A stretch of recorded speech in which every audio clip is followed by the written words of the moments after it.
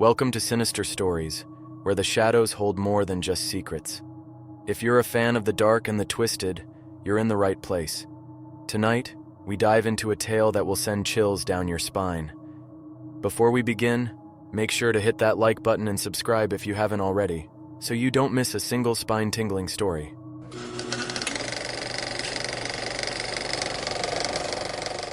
I took the night security job at JOYLAND Carnival on a whim.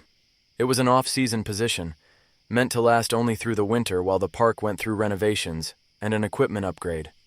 Nothing fancy, but the pay wasn't bad for what seemed like a simple gig. Besides, I've always preferred night work, the quiet hours and the solitude. I'm not a people person, and the idea of roaming an empty theme park under the stars was oddly appealing. The park had been around for decades.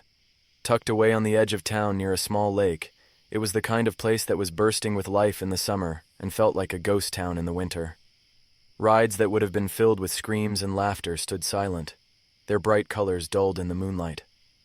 The whole place had an eerie beauty to it at night, the way the roller coaster's tracks twisted up into the sky like skeletal hands reaching out for something. It felt still, like it was holding its breath. On my first night, I met Mr. Davidson, the park's manager.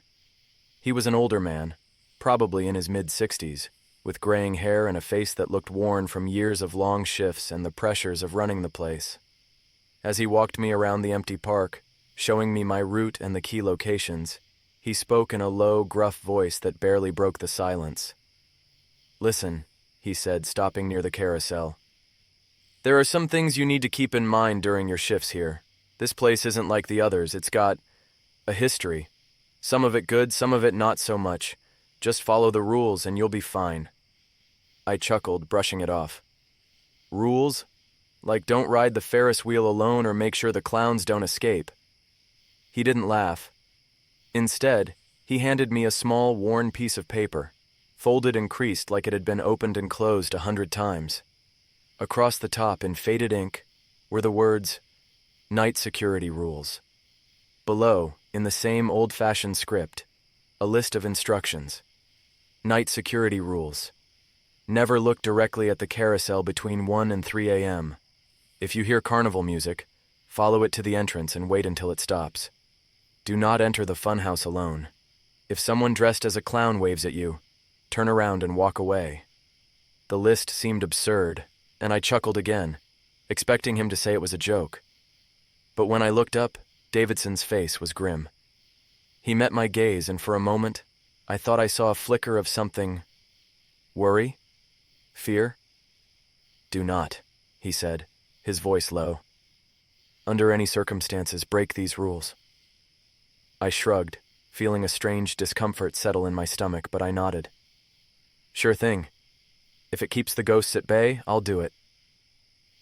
Davidson left me with a firm handshake and one final reminder to check the list whenever I felt uneasy.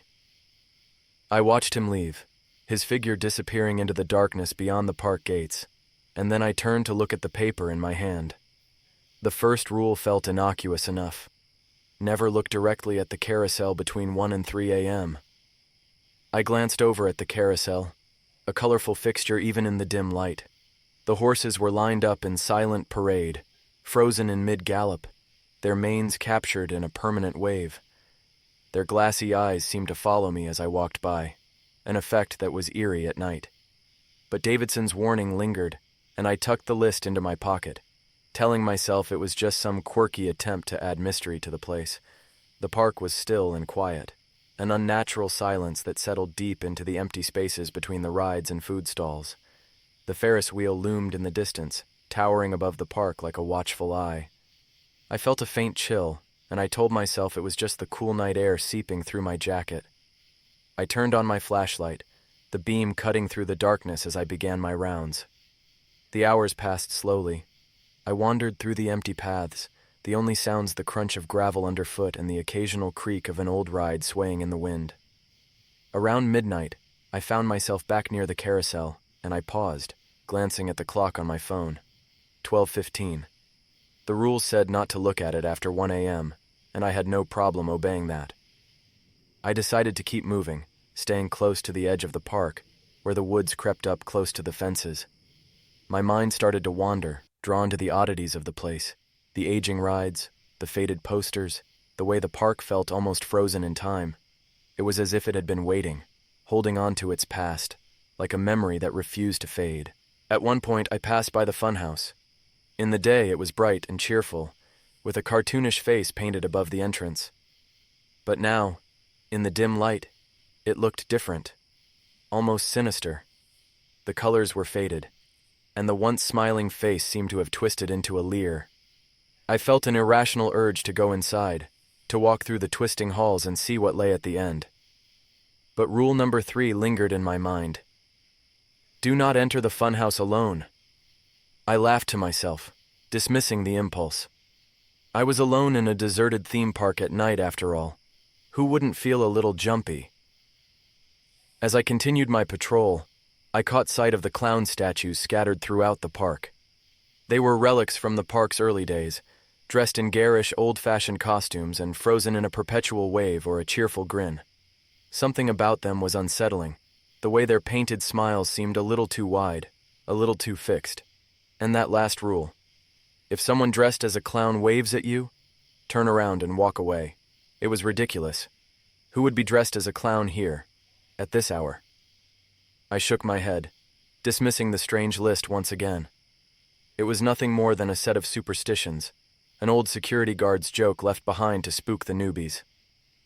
I told myself that over and over as I made my way back to the entrance. As I stood there, taking in the quiet, a faint sound drifted through the air, the distant, tinkling notes of carnival music.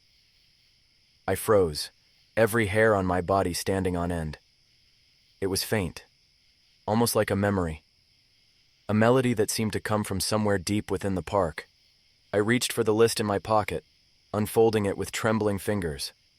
Rule number 2, if you hear carnival music, follow it to the entrance and wait until it stops. The music was growing louder, filling the air with a tune that was both cheerful and haunting. I forced myself to move, to follow the path back to the entrance, my footsteps quick and uneven.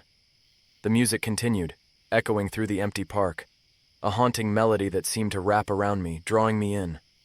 When I reached the entrance, I stopped, glancing around as the music continued to play, faint but persistent. I waited, my pulse quickening, until finally, the music faded, trailing off into silence. I let out a shaky breath, glancing down at the list in my hand. The rules had seemed like nonsense at first, a silly joke meant to unsettle me. But now, standing alone in the dark, I wasn't so sure. Something about the park felt different, as if it had come alive, aware of my presence. The rest of the night passed uneventfully, but I couldn't shake the feeling that the park was watching me. By dawn, I'd almost convinced myself that the whole thing had been in my head, just nerves playing tricks on me. But that morning, lying in bed, the faint strains of carnival music still echoed in my mind. It was the kind of tune you couldn't forget even if you wanted to. The notes lingered, twisting around in my head as I drifted off to sleep. The following night, I returned to the park, a slight feeling of unease gnawing at me. I told myself it was nothing, that the music had probably come from a forgotten speaker or an automated system that turned on by accident. That's all it could have been. I repeated this in my mind as I went through my rounds, my flashlight beam cutting through the dark. The night was colder, a biting chill in the air that seemed to seep into my bones. I kept the list of rules in my pocket, my fingers brushing against the worn paper every so often, as though it could somehow protect me. I'd thought about ignoring the rules, maybe even testing them, but the memory of that music, the way it had wound its way through the empty park, held me back. As I passed the carousel, I glanced at the clock on my phone. 12:55. 5 minutes to go before the first rule would apply. A trickle of dread ran down my spine as I realized I didn't want to be anywhere near the carousel between 1 and 3 a.m. I turned away, deciding to circle around the park, to give the carousel a wide berth. But as I walked, I couldn't shake the feeling that something was wrong. At exactly 1 o'clock, I heard a faint sound, just a soft whir, like gears beginning to turn. My heart skipped a beat, and I glanced back, half expecting to see the carousel starting up on its own. but the horses stood still, frozen in mid-gallop, their glassy eyes staring blankly out into the night. I tried to look away, to continue on my path, but my gaze was drawn to them, an irresistible urge to look directly at the carousel, to confront whatever was happening. I took a step closer, the rules slipping from my mind as the whirring sound grew louder. The air felt heavier, pressing down on me, filling my ears with a low hum that made it hard to think. My vision blurred, and the world seemed to tilt slightly as I stepped closer to the carousel, drawn to it despite myself. Just as I reached the edge of the platform, my phone buzzed in my pocket, breaking the spell. I jolted, pulling myself back, and quickly turned away, my heart racing. I walked briskly toward the other side of the park, forcing myself to ignore the carousel, even as the whirring sound faded into silence. I didn't dare look back. My phone buzzed again, a message lighting up the screen. It was from Davidson, the park manager. "Follow the rules." That was all it said, just those 3 words. I felt a chill run through me. I hadn't told Davidson about my shift, or that I'd even considered testing the rules. How could he have known? I shoved my phone back into my pocket, my hand trembling slightly, and continued my rounds, keeping my gaze firmly fixed ahead. The air felt wrong as I moved through the park, the silence more oppressive than ever. It was as though the rides themselves were watching, waiting for something to happen. The Ferris wheel loomed in the distance, a dark silhouette against the night sky, its empty seats swaying gently in the wind. I could almost hear it creak, a soft groan that sounded unnervingly like a sigh. Just after 2 a.m., I passed by the funhouse. The entrance was still, the cartoonish face painted above the doorway twisted into a smile that now looked sinister in the dark. The door creaked slightly in the breeze, swinging open just a crack, as if inviting me inside. I felt a strange urge to enter, to walk through the dimly lit halls and see what lay at the end. But the rule echoed in my mind: do not enter the funhouse alone. I shuddered, turning away, forcing myself to walk back toward the main path. My footsteps echoed in the silence, each step feeling heavier, as though the ground itself was dragging me down. I glanced over my shoulder, half expecting to see someone standing at the entrance watching me leave. But there was nothing, just the gaping entrance of the funhouse, its twisted grin mocking me. The silence pressed in around me as I continued my rounds, my flashlight cutting through the darkness. I thought about Davidson's message, the way he'd known exactly what I'd been doing, as though he were watching from somewhere beyond the park's gates. I glanced at my phone again, almost expecting another message, but the screen was dark. As the clock neared 3 a.m., I returned to the entrance, eager to finish my shift. I took a deep breath, trying to shake off the lingering unease. Just as I was about to settle back into my chair, a faint sound drifted through the air, the distant strains of carnival music. My blood ran cold and I reached for the list in my pocket, unfolding it with trembling fingers. Rule number 2. If you hear carnival music, follow it to the entrance and wait until it stops. I forced myself to stay calm, to follow the instructions, even as the music grew louder, filling the air with a haunting tune. The melody was slow, almost mournful, each note hanging in the air before fading into silence. I stood there listening, my pulse racing as the music echoed through the empty park, a sound that didn't belong. I glanced around, expecting to see lights flickering on, the ride springing to life in some nightmarish display. But the park remained dark, the ride still, and the only movement was the gentle sway of the Ferris wheel in the distance.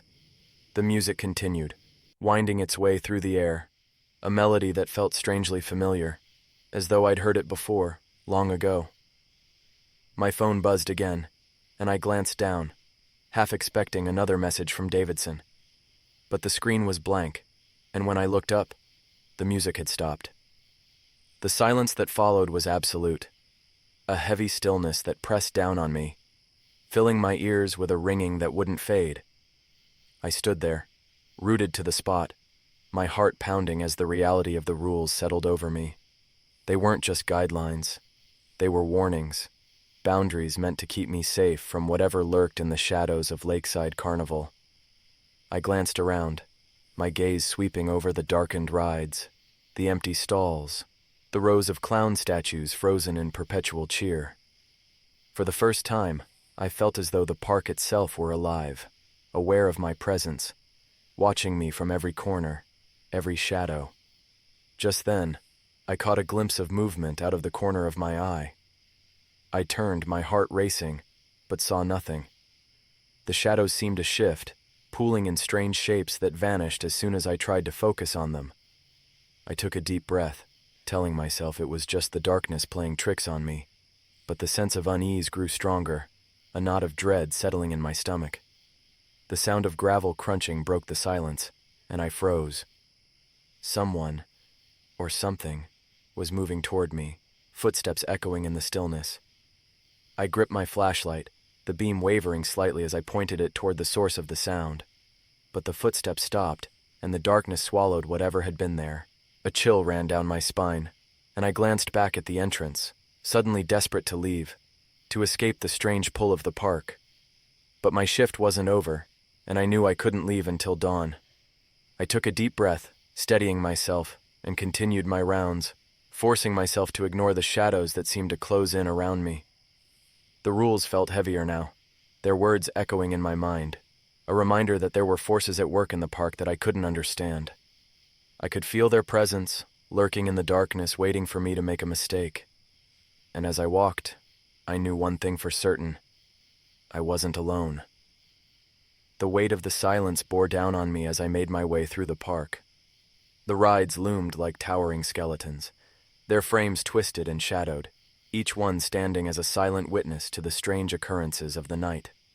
Despite my efforts to stay calm, an unsettling realization settled over me.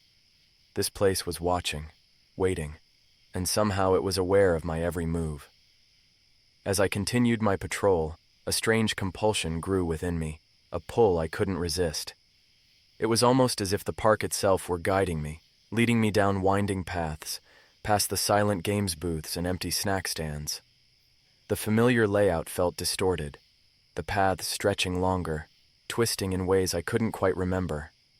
I wanted to turn back, to escape the maze of shadows. But something drove me forward, an unspoken demand whispering at the edges of my mind. The pull grew stronger as I approached the carousel, and before I knew it, I was standing just a few feet away, drawn by a force I couldn't understand. The horses stood in perfect stillness, their glassy eyes fixed on me, their once playful expressions frozen in something that now felt like malice. I swallowed hard, remembering the first rule. Never look directly at the carousel between 1 and 3 a.m. But it was already too late. A flicker of light caught my eye, and I turned to see the carousel coming to life. The faint whir of gears filled the air, followed by the slow creak of metal as the platform began to rotate, each horse bobbing up and down in a slow, ghostly parade. The music started softly, just a whisper of a tune, but it grew louder, filling the air with a melody that was both haunting and strangely familiar. I tried to look away, but my gaze was locked on the carousel, trapped in the rhythmic rise and fall of the horses.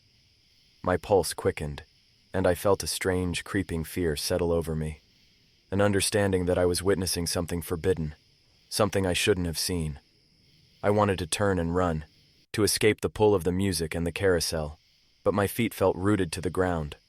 Suddenly, I saw something move between the horses. A figure, shadowed and indistinct, darting in and out of sight as the platform spun. I blinked, telling myself it was just a trick of the light, but the figure remained, moving with the same slow, steady rhythm as the horses. My breath caught in my throat as I realized it was watching me, its gaze piercing through the darkness. The figure stepped closer, slipping between the horses with an ease that defied logic. I caught glimpses of a face, a pale, painted smile, eyes dark and hollow, a hint of red around the lips. The makeup was smudged, the features distorted, twisted into a grin that was too wide, too empty. A clown. My heart raced as I remembered the last rule. If someone dressed as a clown waves at you, turn around and walk away. But I couldn't move. The clown stepped forward, one hand raised in a slow, deliberate wave, its smile widening, stretching impossibly across its face. I took a step back, my pulse pounding, but the clown kept coming, weaving between the horses as it closed the distance. The carousel picked up speed, the horses bobbing faster, their eyes gleaming in the dim light. The music grew louder, the notes blurring into a discordant melody that filled my head, drowning out my thoughts. "Stop," I whispered, my voice barely audible, swallowed by the relentless tune. "Please, just stop." The clown paused, its gaze locked on mine, and for a brief moment, I thought it would listen, that it would stop. But then it moved again, its movements jerky, unnatural, like a puppet pulled by invisible strings. It was close now, just a few feet away, its hand still raised in that mocking wave, its painted smile stretched into a leer. I stumbled backward, the weight of the fear pressing down on me, making it hard to breathe. The clown's eyes were dark, empty, but I could feel its gaze, cold and unrelenting, piercing through me. I tried to look away, to break the spell, but my gaze was locked on its face, trapped in the horrible, distorted grin. "Why are you here?" I managed to whisper, my voice shaking. "What do you want?" The clown tilted its head as if considering my question, its smile widening.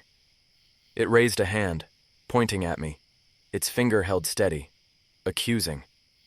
And then it spoke, its voice soft, a whisper that seemed to echo in the empty park. "You broke the rules." The words sent a chill down my spine, and I took another step back, my heart pounding. The clown's gaze held mine, unblinking, its finger still pointing, accusing. The carousel spun faster, the music building to a feverish pitch, filling the air with a maddening, endless tune. The horses' eyes seemed to gleam, their mouths twisted into snarls, their glassy gazes fixed on me. I turned and ran, the sound of the music chasing me, echoing through the empty park. My footsteps pounded against the ground, the cold night air stinging my lungs as I raced toward the entrance. But no matter how fast I ran, the music followed, a relentless tune that filled my ears, drowning out everything else. I glanced back just for a moment and saw the clown standing at the edge of the carousel, watching me with that same mocking smile. Its hand was still raised, waving slowly, its painted eyes glinting in the dark. I tore my gaze away, focusing on the path ahead, desperate to escape the park's grip. The exit was just ahead, the gates looming like a dark silhouette against the night sky. I pushed myself harder, every muscle straining as I closed the distance. But just as I reached the entrance, the music stopped. The sudden silence was deafening, a heavy, oppressive quiet that pressed down on me, filling the space where the music had been. I stopped, gasping for breath, my eyes scanning the darkness. The park was still, the rides frozen in mid-motion, their frames shrouded in shadow. I took a step forward and then another, my gaze fixed on the gate. But as I reached the exit, a flicker of movement caught my eye. I turned, my heart skipping a beat, and saw a figure standing just a few feet away, half hidden in the shadows. It was a clown, its face painted in the same twisted smile, its eyes dark and empty.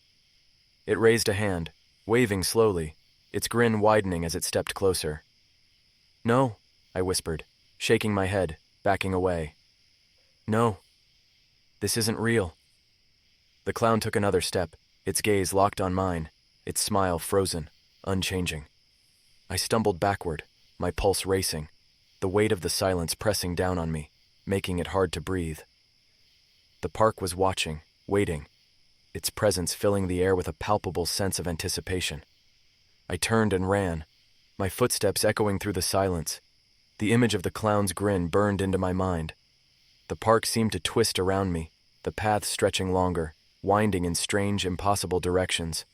I ran past the carousel, the Ferris wheel, the funhouse, each one looming like a silent sentinel, watching me with cold, unblinking eyes. As I stumbled past the funhouse, I felt the urge to look inside, to confront whatever was waiting there. But the memory of the rules held me back, a faint reminder that there were boundaries, lines I couldn't cross. The laughter started softly, just a faint echo in the distance, but it grew louder, filling the air with a hollow, mocking sound. I turned, my gaze darting through the darkness, but there was no one there, just the empty park, silent and waiting. The laughter grew, blending with the distant strains of carnival music, a sound that twisted and distorted, filling my mind with a creeping dread. I ran faster, my legs burning, my breath coming in ragged gasps as I pushed myself toward the exit. Just as I reached the gates, a hand grabbed my shoulder, pulling me back. I turned, heart racing, and found myself face to face with the clown, its painted smile stretching impossibly wide, its eyes gleaming with a cold, unfeeling light. "You broke the rules," it whispered, its voice soft, a hiss that cut through the silence. I screamed, jerking away, and stumbled through the gates, the cold night air washing over me like a wave. I ran, not stopping until I was far from the park, the sound of the music and laughter fading into the distance. I didn't look back, didn't dare to. The memory of the clown's smile burned into my mind. The park gates swung shut behind me with a creak that seemed to echo through the empty streets.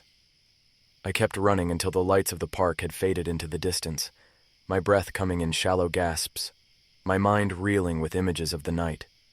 But even as I slowed to a walk, the feeling that something was following me, just out of sight, remained.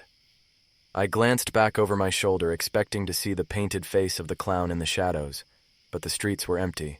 By the time I reached my apartment, the night was beginning to fade, a pale gray light touching the horizon. I stumbled inside, my hands shaking as I locked the door behind me, as if that simple barrier could protect me from whatever had lingered in the park. I wanted to believe it was over, that I'd left the horrors behind, but an uneasy feeling settled in my chest, a heaviness that I couldn't shake. I tried to sleep, but every time I closed my eyes, I saw the clown's face, its wide grin and hollow eyes watching me with a gaze that felt disturbingly real. I lay in bed staring at the ceiling, my mind replaying the events of the night over and over. The rules, the music, the carousel, each one a reminder that there was something in the park that defied understanding. The park had felt alive, aware, as though it were playing with me, testing the limits of my fear. The next morning, I called the park's main office, hoping to reach Davidson, to tell him I couldn't return, that I was done. But when the receptionist picked up, her voice calm and detached, she told me there was no one named Davidson working there. I insisted, explaining that he was the manager, that he'd hired me just a few days ago, but she only repeated herself, her tone growing colder, more distant. I hung up, feeling a hollow ache in my chest. Davidson, the rules, the entire night. All of it felt like a dream, a memory slipping through my fingers. I searched my pockets for the list, the rules I'd carried with me through the night, but my pockets were empty. The paper was gone, as though it had never existed. The days passed slowly, each one bleeding into the next. I stopped sleeping, the memories of the night filling my thoughts with a persistent, creeping unease. Every sound felt amplified, every shadow held a threat. At night, I would catch faint strains of carnival music drifting through the air, a haunting melody that seemed to come from nowhere. I would sit up, listening, my heart racing, waiting for the music to fade, but the tune lingered, filling the silence with a hollow, mocking sound. And then, one night, I heard it, the soft, rhythmic tapping, the same sound that had followed me through the park. I froze, my heart pounding, as the tapping grew louder, closer, until it was just outside my window. I held my breath, the weight of the silence pressing down on me, the memories of the clown's painted smile filling my mind. Slowly, I turned, my gaze drifting to the window, where the glass reflected a distorted version of my room. For a moment I saw nothing, just my own face staring back at me, wide-eyed and pale. But then, in the reflection, a figure appeared, standing just behind me, half hidden in shadow. The face was painted in a wide grin, eyes dark and hollow, one hand raised in a slow, deliberate wave. I turned, my pulse racing, but the room was empty. The image faded, leaving only the faint strains of carnival music, a melody that lingered long after the room had fallen silent. Thank you for watching Sinister Stories. If you enjoyed the tale, don't forget to like, subscribe, and share. Your support helps the channel grow and allows me to keep creating the chilling stories you love. Spread the fright, share the night.